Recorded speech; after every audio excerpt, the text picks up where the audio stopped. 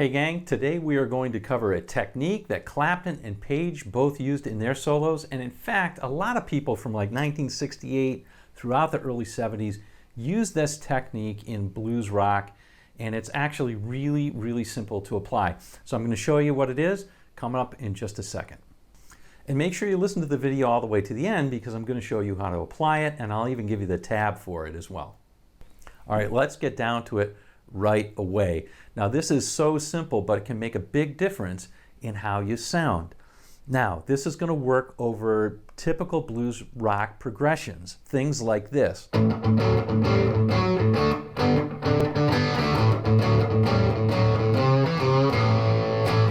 Things like that.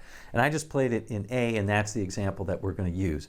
So here is the modification. We all know that if we're playing a blues in A, the straight minor pentatonic works over all the chords. It works over the 1 chord, which is an A, it works over the 4 chord, which is a D, and it works over the 5 chord, which is an E. It doesn't matter where you play it on the neck. You can play it in the typical blues box position, or you can play it in another one. You just play in that same scale, and it just works for all of them. However, you can spice up your play a little bit, make it a little bit more interesting by adding this one tiny wrinkle. Over the 1 chord, try playing a lick that either does one of two things. You can stay in the major pentatonic, play the major pentatonic over the 1 chord, or if you're not a scale sort of person and you just want to play one different note, you can just play one different note, and it's the major third of that 1 chord. So for A, it's the C sharp. It's the third of the chord, right? It's this right here. And I'll show you, something as simple as this, playing on that note.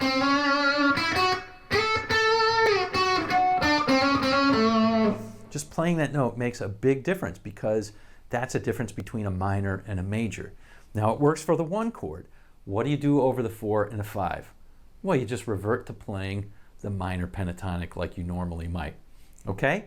So that's it. That's the wrinkle, is on the 1 chord, you go to the major third, or you play a lick involving the major third, or you go to a major pentatonic. Leslie West was really good at playing the major pentatonic over the 1 chord and then switching to the minor pentatonic over the 5 chord. He was great at that.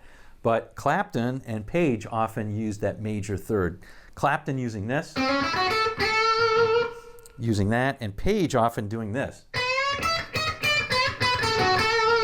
Often would do that over the 1 chord. So they had different styles, but it worked similarly. All right, let's give an example of this. I'm going to do it over a backing track, and you can get the tab. All right, now in this example, I'm going to try and use some typical Clapton and Page licks of the early 70s, late 60s. So see if you can spot them. And again, don't forget you can get the tab and the backing track for this by clicking on the link in the description of the video saying Get Tab.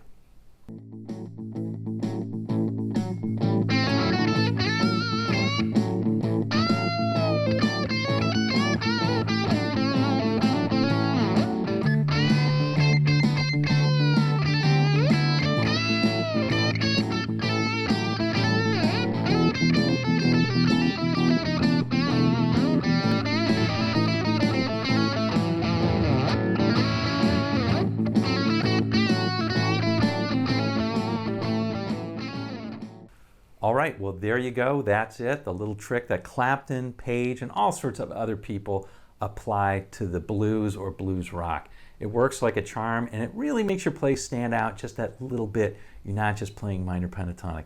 All right, if you like this video, please give it the like. Don't forget to subscribe to the channel and click that bell. All right, we'll see you on down the road.